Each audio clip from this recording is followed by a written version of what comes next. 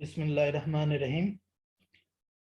आज हमारा टॉपिक है प्रोबेबिलिटी रिलेटेड सब्जेक्टिव और पर्सनलिस्टिक प्रोबेबिलिटी। कल हमने प्रोबेबिलिटी के बारे में पढ़ा था, जिसमें क्लासिकल प्रोबेबिलिटी और हमारे पास थी दूसरी प्रोबेबिलिटी वाले, क्या नाम था दूसरी जो डेफिनेशन थी? एग्जामेटिक, फ्रीक्वेंसी रिलेटिव, और थर्ड एक्सियोमेटिक था। और ये हमारे पास आज है सब्जेक्टिव और पर्सनलिस्टिक प्रोबेबिलिटी। अब ये डिपेंड करती है पर्सनल बिलीफ पे। उसमें जो पहले हम सॉल्व कर रहे थे, उसमें कोई भी अगर एक्सपर्ट उसको सॉल्व करेगा तो सबके आंसर सेम होंगे, लेकिन ये क्योंकि पर्सनल जजमेंट पे, वो डाटा की जो गिवन डाटा होता है उसकी बेस पे डिपेंड करती है। ये भी गिवन सिनेरियोज को देखते हुए, पास्ट एक्सपीरियंस को देखते हुए, कोई पर्सन जो है किसी चीज के बारे में अपना बिलीफनेस बयान करेगा, उसको हम सब्जेक्टिव या पर्सनलिस्टिक प्रोबेबिलिटी कहेंगे। जैसे हम कह सकते हैं, वेदर की कंडीशन को देखकर एक बंदा अंदाजा लगा दे कि कल 60% चांसेस हैं कि बारिश हो जाए, तो इसको क्या कहेंगे? ये एक सब्जेक्टिव प्रोबेबिलिटी वो बता रहा है।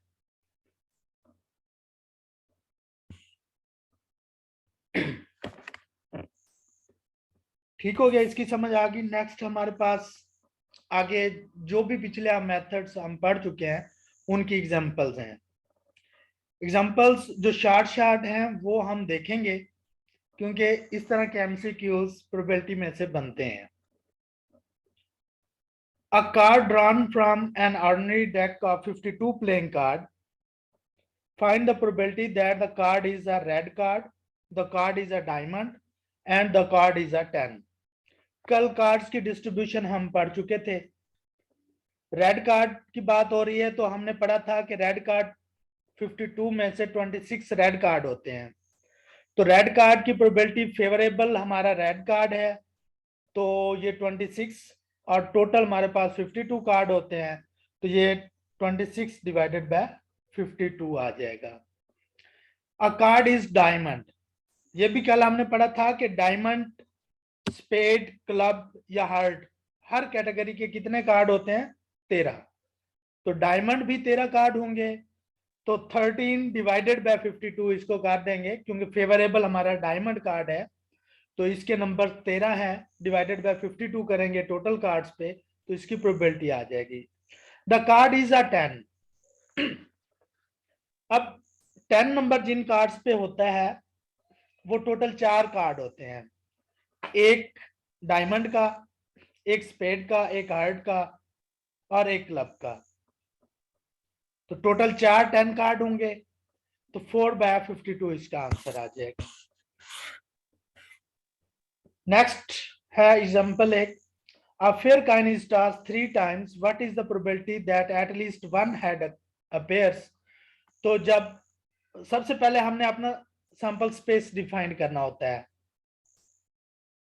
अब फिर काइन टॉस 3 टाइम, तो 2 की पावर 3, इसके पॉसिबल 8 बन जाएंगे, और एटलीस्ट वन हेड, इस एक के अलावा बाकी 7 दफा जो है, कम से कम एक दफा हेड हर इवेंट के अंदर आ रहा है, हर सैंपल पॉइंट्स के अंदर आ रहे हैं। तो 7/8 इसका आंसर आ जाएगा। 7 टाइम एटलीस्ट वन हेड आया है, और नंबर ऑफ सैंपल स्पेस की जो तादाद थी वो 8 थी, तो ये 7/8 आ जाएगी। 2 डाई जब रोल होती हैं तो हमारे पास 36 का सैंपल स्पेस बनता है। आप इस तरह इसका बना सकते हैं सैंपल स्पेस 36 का। अब वो इसमें अगर पूछता है कि डबल सिक्स की प्रोबेबिलिटी आ जाए, यानी दोनों डाइस पर 6 आए तो वो सिर्फ एक दफा ही है, और आउट ऑफ 36 तो 1/36 आ जाएगा। अ सम ऑफ 8 आर मोर डार्ट्स। अब जो डार्ट्स आ रहे हैं ये डार्ट्स कहलाते हैं, यानी पहली डाइस पे 1, दूसरी पे 1, तो ये इनके डार्ट्स सम क्या होगा, 2 होगा।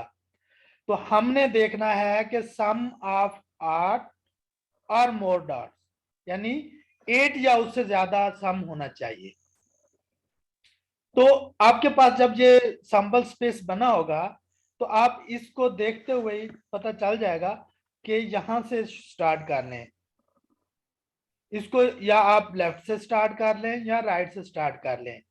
पहला कॉलम देखें, इसमें किसी का भी सम 8 नहीं बनता, क्योंकि मैक्सिमम 6 + 1 7 बन रहा है, तो इसको हम इग्नोर करते हैं।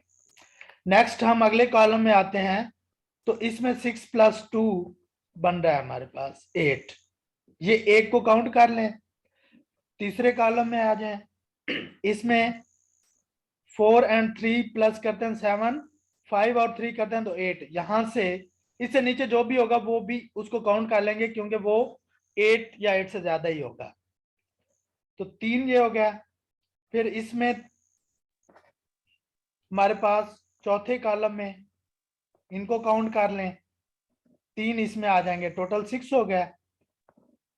पांचवें कॉलम में 5 और 3 8 होता है, और इससे नीचे वाले सारे 8 से अबव होंगे, तो 4 ये हो गया। और लास्ट में है तो 6 + 2 से लेकर 6 तक ये सारे काउंट हो जाएंगे, तो ये टोटल हमारे पास 15 बन जाएंगे। तो 15 डिवाइडेड बाय 36 करेंगे तो ये 5/12 हमारे पास आंसर आएगा।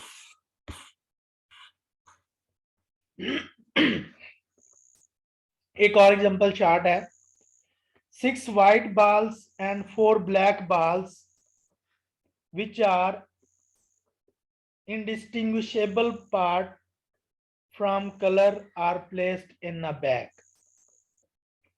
यानी एक बैग के अंदर 6 white balls हैं और 4 black balls पड़ी हुई हैं। If 6 balls are taken from the bag, select हमने 6 करनी है, find the probability of there being 3 white and 3 black balls। तो इसको सॉल्व करने का तरीका जो है,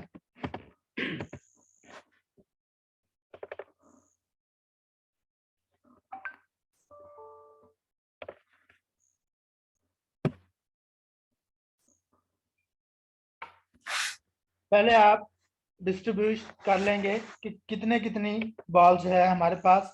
6 वाइट हैं और 4 ब्लैक हैं, white black total draw.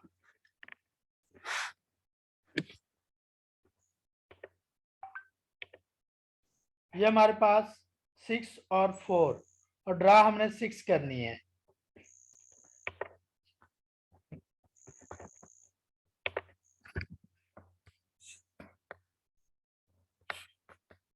Total 10 हो जाएंगी, और ड्रा कितनी करनी है, 6 हमने सिलेक्ट करनी है। और फाइंड हमने क्या करना है कि वाइट भी 3 है और ब्लैक भी 3 है। तो इसका तरीका कार्य होता है कि हमारे पास वाइट टोटल कितनी है, 6, कॉम्बिनेशन 3, और ब्लैक कितनी है हमारे पास, 4, कॉम्बिनेशन 3। और डिवाइजर में हम क्या लिखते हैं, टोटल जो सैंपल स्पेस बनेगा, हमने 10 में से टोटल 6 सिलेक्ट करनी है, तो ये आ जाएगा। इसको सॉल्व करेंगे तो इसका आंसर आपके पास आ जाएगा।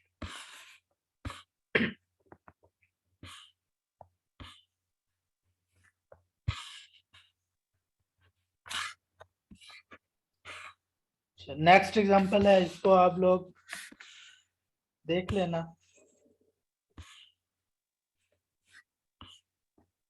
नेक्स्ट टॉपिक है लॉज ऑफ प्रोबेबिलिटी। इनमें से एमसीक्यूज बन सकते हैं। आपको पता होना चाहिए कि एक अगर सेट इम्पॉसिबल सेट है तो उसकी प्रोबेबिलिटी क्या होगी, 0 होगी। इम्पॉसिबल सेट अगर है या इम्पॉसिबल इवेंट है तो उसकी प्रोबेबिलिटी भी 0 होगी। प्रूफ हमने नहीं करने, जस्ट इनके कंसेप्ट लेते जाए। कंप्लीमेंट लॉ, अगर प्रोबेबिलिटी ऑफ ए हमारे पास हो, प्रोबेबिलिटी ऑफ ए, तो हमने probability of A complement find करना हो तो ये इक्वल टू हो जाएगा 1 माइनस प्रोबेबिलिटी ऑफ ए। और अगर आप के पास ए कंप्लीमेंट गिवन हो और ए की प्रोबेबिलिटी फाइंड करनी हो तो वो 1 minus probability of A complement बन जाता है।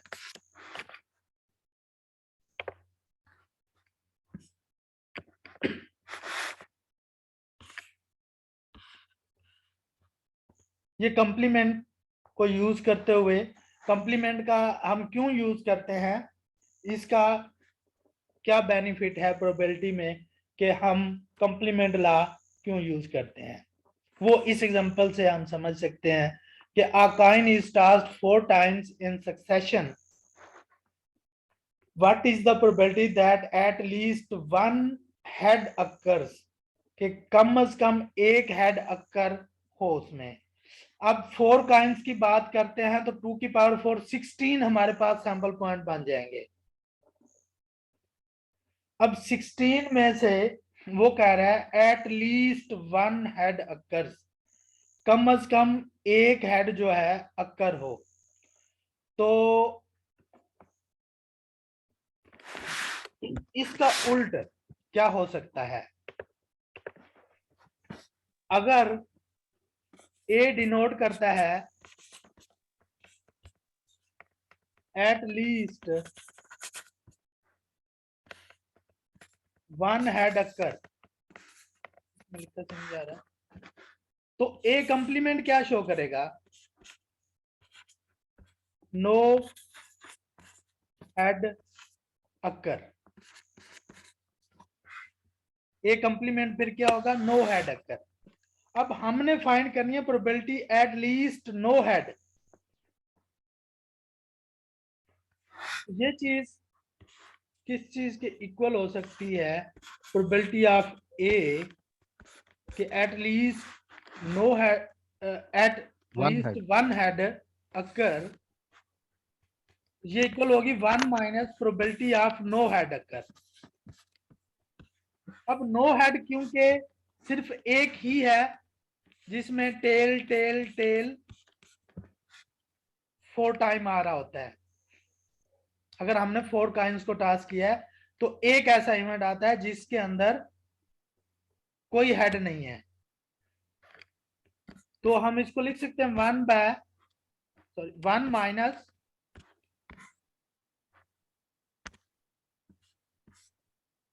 1 ओवर 16। ये 1 ओवर 1/16 क्यों लिखा, क्योंकि हमारे पास टेल 1 टाइम था, कितने में से टोटल 16 हमारे पास जो सैंपल पॉइंट थे। इसको सॉल्व कर लें तो 16 और 16 माइनस 1, तो ये 15/16 हमारे पास आ जाएगा। इसमें यह है कि हमें 15 को काउंट करने की जरूरत नहीं पड़ी, सिर्फ एक को हमने काउंट कर लिया और उस पे कंप्लीमेंट लॉ लगा के इसको सॉल्व कर लिया है।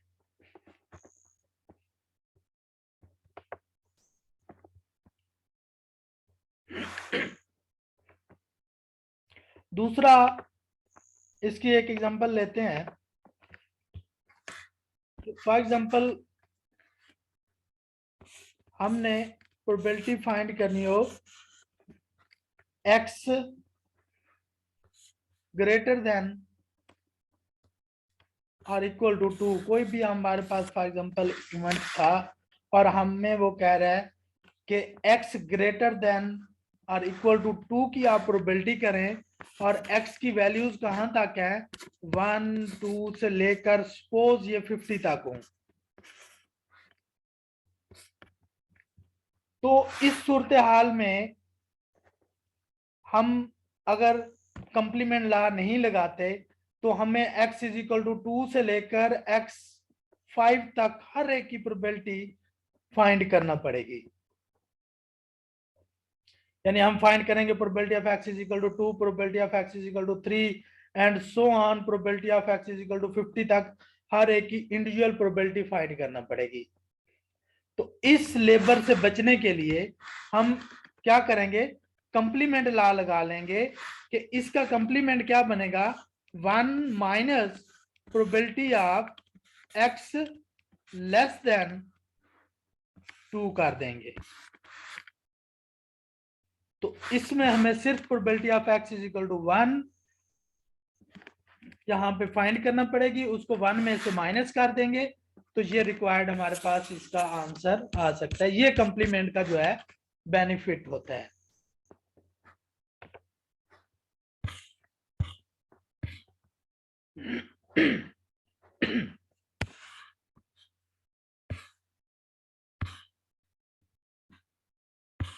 ये भी एग्जांपल जिसी की कंप्लीमेंट की उन्होंने सॉल्व की हुई है, देखनी है।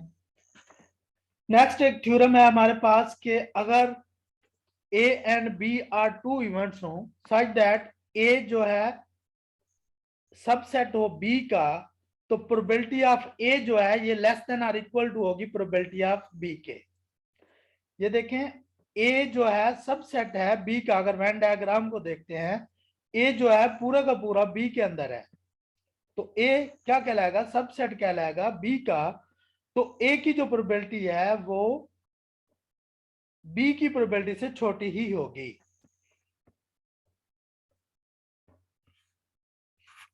इसमें ये चीज आप याद कर लें कि अगर A सबसेट हो B का, तो B इज इक्वल टू होगा A union B intersection A complement. ये इसका आगे कहीं यूज आ सकता है। बाकी उन्होंने प्रूफ किया हुआ है कि B इज इक्वल टू हो सकता है A यूनियन, यानी A पूरा फिर उसका union B intersection A complement, यानी B इंटरसेक्शन A का जो कंप्लीमेंट है वो। तो इन दोनों को मिलाकर हमारे पास ये B बनता है।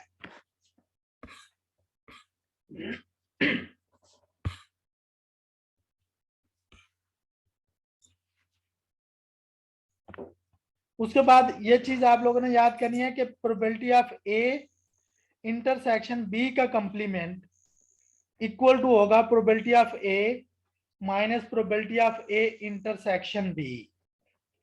ये चीज आपको याद होनी चाहिए क्योंकि बहुत सारे आगे क्वेश्चंस MCQs इस तरह के आते हैं कि ये चीज उनके अंदर इस्तेमाल होगी तो आप जल्दी उसका आंसर कर सकोगे कि probability of A intersection B का कंप्लीमेंट ये इक्वल होगा probability of A minus probability of A intersection B। इसको अगर वेन डायग्राम अगर आप बना लोगे तो जल्दी समझ आ सकती है। ये देखें A इंटरसेक्शन B कंप्लीमेंट हमारे पास ये वाला बनेगा। ये बड़ा जो है हमारे पास सर्कल है ये A के लिए है और उसके साथ छोटा जो सर्कल है वो B के लिए है। तो A हमारे पास अगर A को अकेला देखें तो इन दोनों का यूनियन लेने से हमारे पास A आ सकता है। किस किस का, A इंटरसेक्शन B के कंप्लीमेंट का और A इंटरसेक्शन B का, इन दोनों का यूनियन लें तो ये हमारे पास A आएगा। ये जो उन्होंने नीचे फाइंड भी किया हुआ है। फिर उन्होंने क्या किया है, दोनों तरफ प्रोबेबिलिटीज को अप्लाई कर दिया है।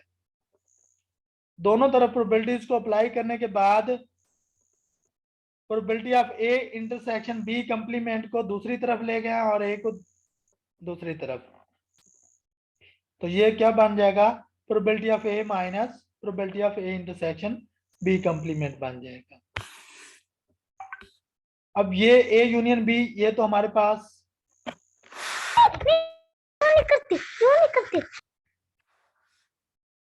एडिशन लॉ है, probability of A plus probability of B minus probability of A intersection B.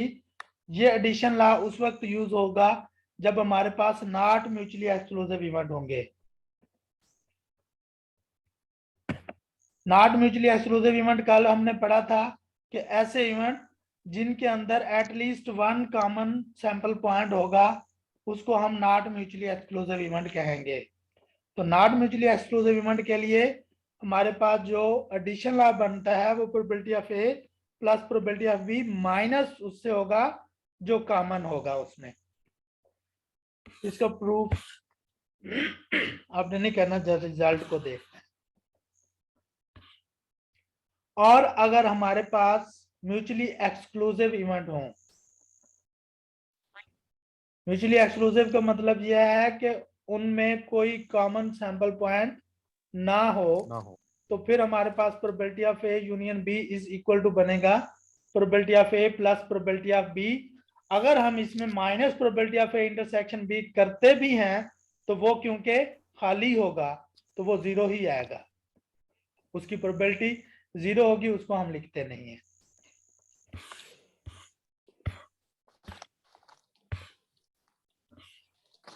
ये इनके आगे प्रूफ किए हुए हैं, उसकी जरूरत हमें नहीं है।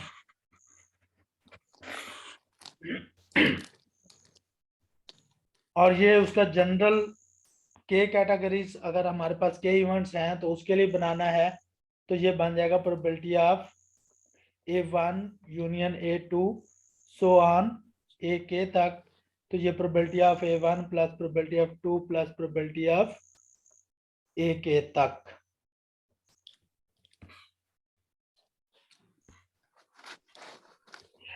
ये एग्जांपल भी देखते हैं। If one card is selected at random from a deck of 52 card, what is the probability that the card is a club or a face card or both? कौन बताएगा फेस कार्ड कौन कौन से होते हैं? जी, jack, queen, king. Jack, queen और king हमारे पास फेस कार्ड कहलाते हैं। तो ये टोटल हमारे पास पहली जो कैटेगरी उन्होंने कही है क्लब कार्ड, क्लब 13 हुए, or a face card, face हमारे पास 12 हो जाएंगे। आर बोथ, ऐसे कार्ड जो फेस भी हों और क्लब भी हों, तो वो क्लब के जो फेस कार्ड होंगे वो इनमें कॉमन होंगे, तो वो 3 कार्ड हो जाएंगे, क्लब का जैक, क्वीन और किंग। तो ये 13/52, 12/52 और माइनस जो इनमें कॉमन था 3/52, तो ये नॉट म्यूचुअली एक्सक्लूसिव वाला लॉ इस पे लगेगा।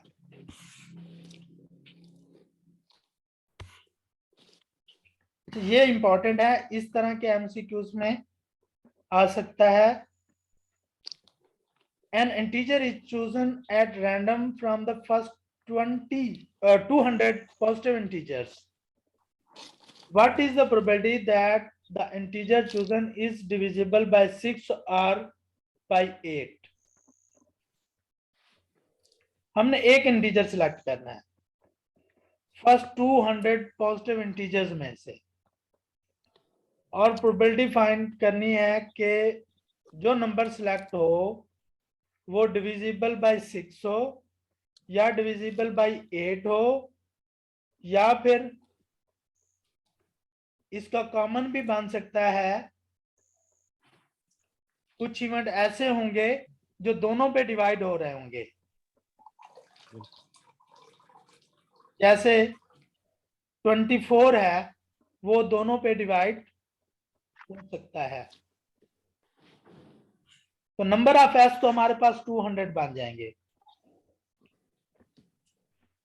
उसके बाद हमने देखना है कि 6 पर कौन कौन से डिवाइड होते हैं। वो वैसे या तो एक तरीका ये होगा कि आप 1 से लेकर 200 तक देखोगे कि 6 पे कौन कौन से आ रहे हैं, फिर 8 पे कौन कौन से डिवाइड हो रहे हैं। दूसरा तरीका यह है कि आप क्या करेंगे, 200 को 6 पे डिवाइड करेंगे, तो 33 नंबर्स आपको ऐसे मिलेंगे जो 6 पे डिवाइड हो सकते हैं, और 200 डिवाइडेड बाय 8 करते हैं तो 25 ऐसे नंबर्स होंगे जो 8 पे डिवाइड हो सकते हैं। अब ऐसे नंबर जो दोनों पे डिवाइड हो सकते हैं उसको हम कैसे फाइंड करेंगे? उसके लिए आप एलसीएम ले लोगे, इन दोनों का 6 और 8 का एलसीएम ले लोगे।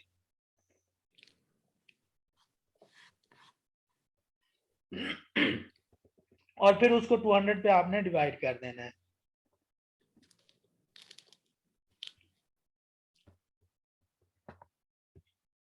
तो इसका एलसीएम यही बनता है, कोई करके देखे 24 ही बन रहा है। जी सर यही बनता है करीबी। हाँ, ये 24 इसका एलसीएम बन जाएगा। 200 डिवाइडेड बाय 24 करेंगे तो ये 8 हमारे पास 8 ऐसे नंबर्स होंगे जो 6 पे भी डिवाइड हो रहे होंगे और 8 पे भी डिवाइड हो रहे होंगे। तो इस पे हमारा ये नॉट म्यूचुअली एक्सक्लूसिव वाला फार्मूला लग जाएगा, इसमें वैल्यू फिट करोगे तो ये आपके पास प्रोबेबिलिटी आ जाएगी।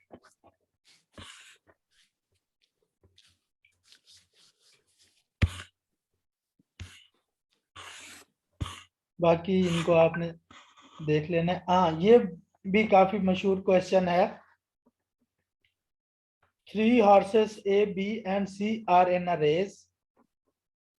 A is twice as likely to win as B, and B is twice as likely to win C. What is the probability that A or B win? इसके लिए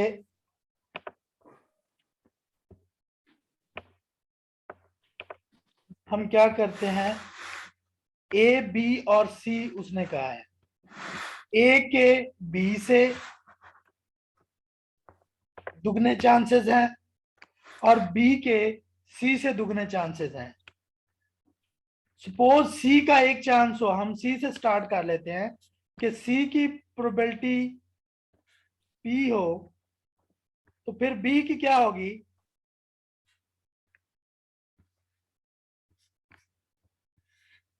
2p, क्योंकि B के सी से 2 गुना चांसेस थे।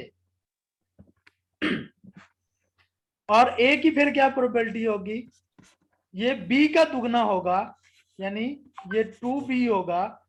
तो 2b की जगह पे हम 2p अगर पुट करते हैं b की जगह पर, तो ये क्या बन जाएगा? a के चांसेस हमारे पास 4p बन जाएंगे, 4p। तो अब हमें पता है सम ऑफ प्रोबेबिलिटी 1 होती है, तो हम 1p plus 2p plus 4p, तो ये इक्वल टू हो जाएगा 7p। तो p हमारे पास क्या आ जाएगा? 1/7 आ जाएगा अगर p हम उसका फाइंड करेंगे। तो p को इसके अंदर आप पुट करते जाएं तो हर एक के चांसेस आपके पास आ जाएंगे। c के 1/7 हो जाएंगे, p के 2/7 और a के हमारे पास 4/7 चांसेस हो जाएंगे। फिर a और b की प्रोबेबिलिटी फाइंड करनी है, तो इनमें कॉमन कोई नहीं है, just probability of a plus probability of b कर लेंगे तो उसका आंसर आ जाएगा।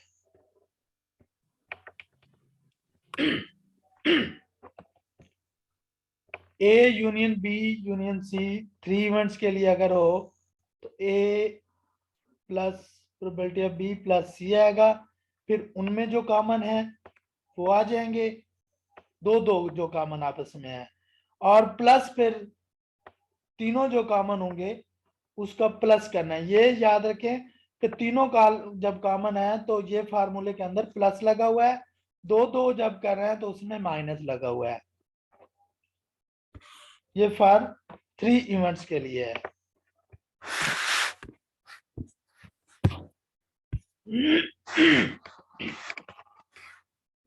ये 3 इवेंट्स के लिए एक एग्जांपल है, ये बढ़िया, इसको रहने दें।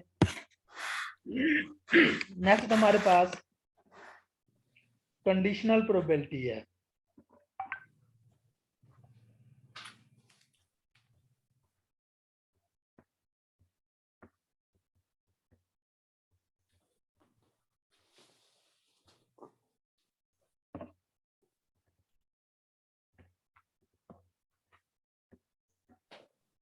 ये कौन है, ज्वाइन नहीं हो रहा।